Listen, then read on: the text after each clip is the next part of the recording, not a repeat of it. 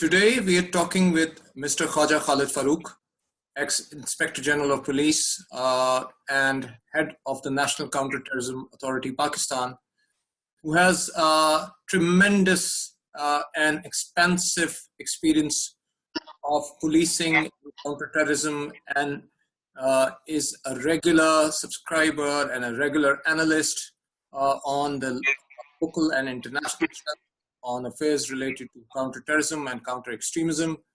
Khawaja Saab has also appeared in BBC's Hardtalk as one of the premier thinkers shaping the direction of counterterrorism and counter extremism in the world today.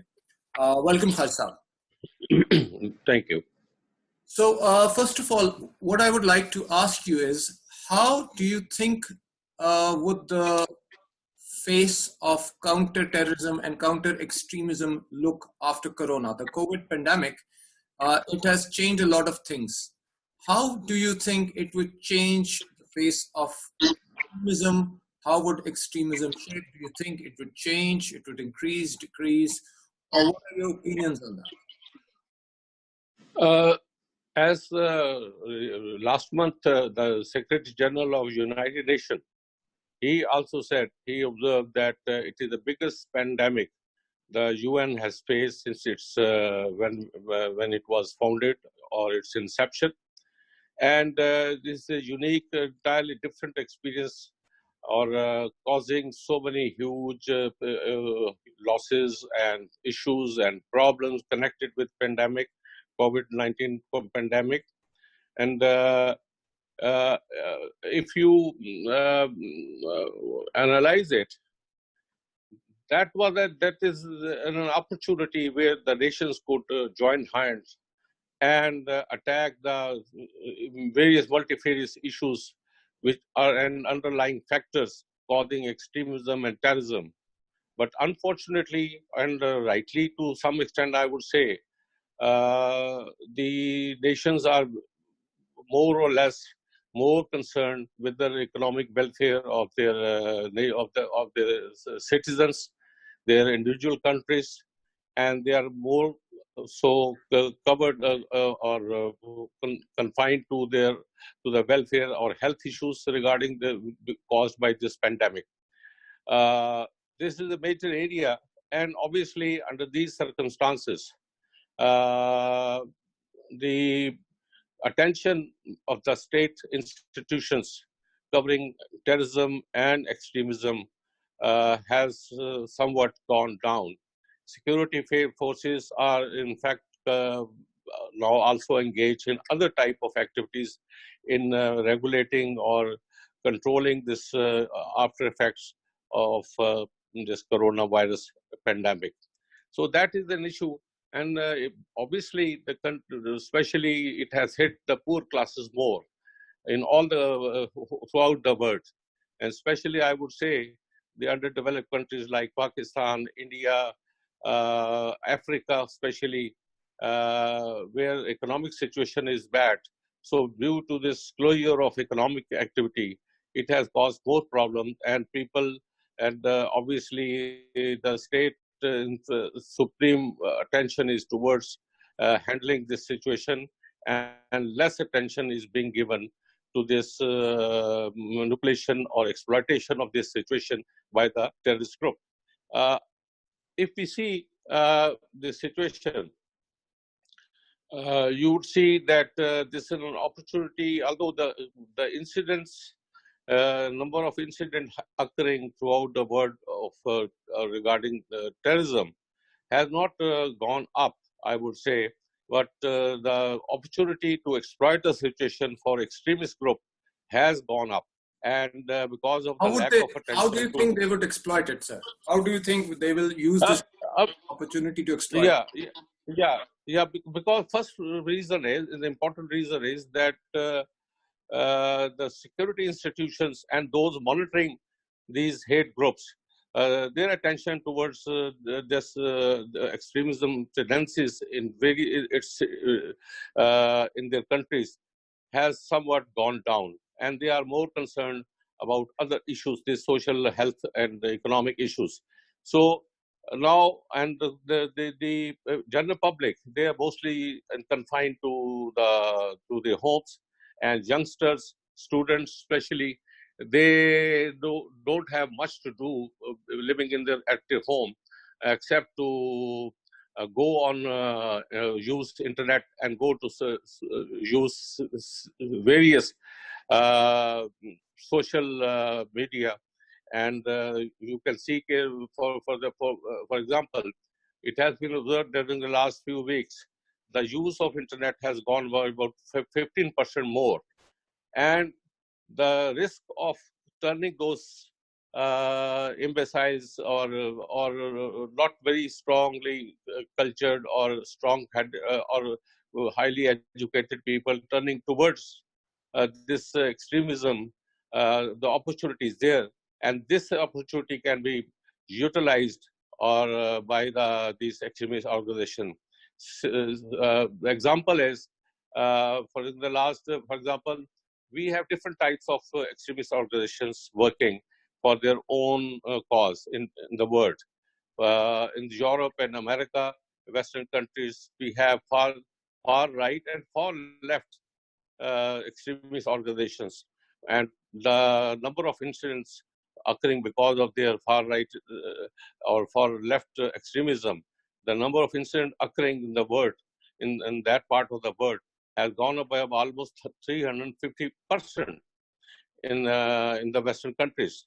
And similarly, this is an opportunity because this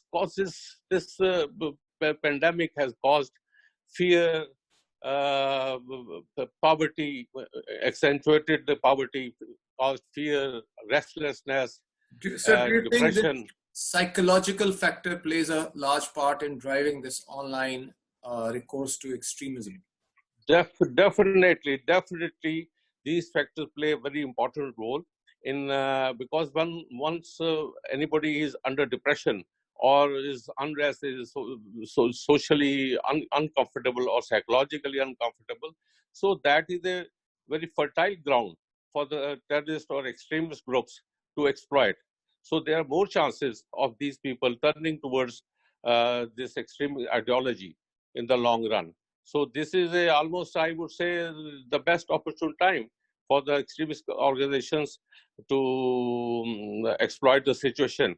And they have accused, for example, in the Western countries,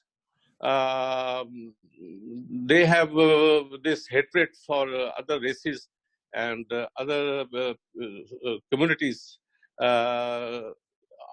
I would say, unfortunately, even President Trump used the word Chinese virus, and similarly, some other officials have also used it in India. They used it. They said it. This Islamic reformist, religious reformist party, Tablighi Jamaat. Now that they say that it is because of this Jamaat in India, 30% increase, 30% responsibility lies with the Tablighi Jamaat for holding a congregation of Islamic revivalism.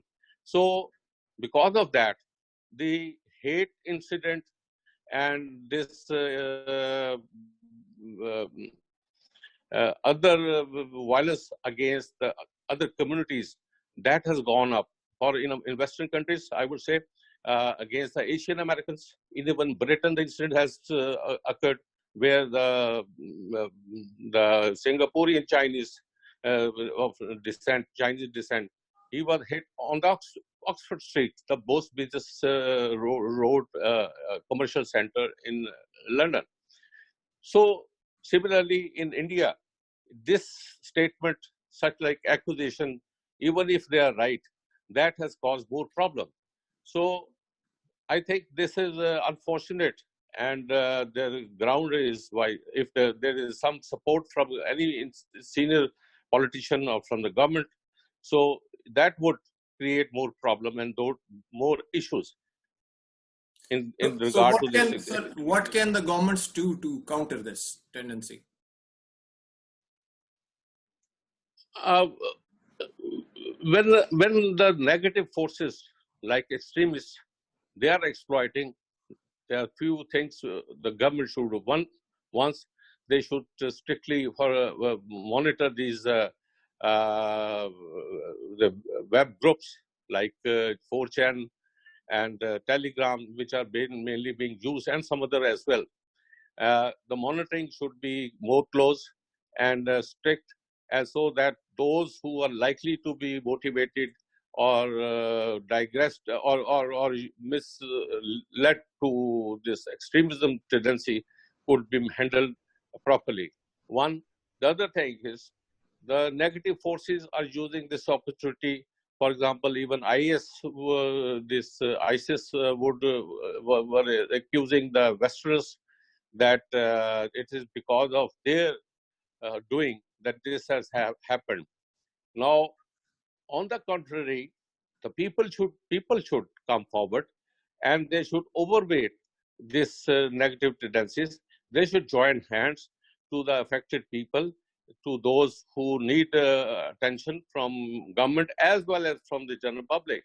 For example, this example of this use of flower, throwing petals, flower petals, and other things like that, supporting each other from their balconies, that is a very positive, good sign that strengthens the community. So, opposite, you have to do that. Even if you can't do anything, at least if something happens, for example, at any busy fair, the majority of the people they're not extremists. They should come forward and support that people, those who have been hit or or affected. So that gives an indication or support, or the support to the strengthens those who don't want this exploitation to occur. So you have to use positive force against the negative forces, and obviously the parents and trusted educated people and the teachers, they can play a very positive role in educating the students, especially the youngsters, who are more likely or prone to be affected by this nasty propaganda. Thank you very much, sir. Our short webinar comes to an end. It has been very enlightening. We've heard from one of the foremost thinkers and policy makers of counterterrorism and extremism, who has a global reputation, about what we need to do. We've heard about how this provides opportunity for extremist groups to dominate the online space. Thank you very much, Khawaja Saab. Thank you very much, all who are listening. This is from MNT Indonesia. Thank you very much. Thank you, very grateful.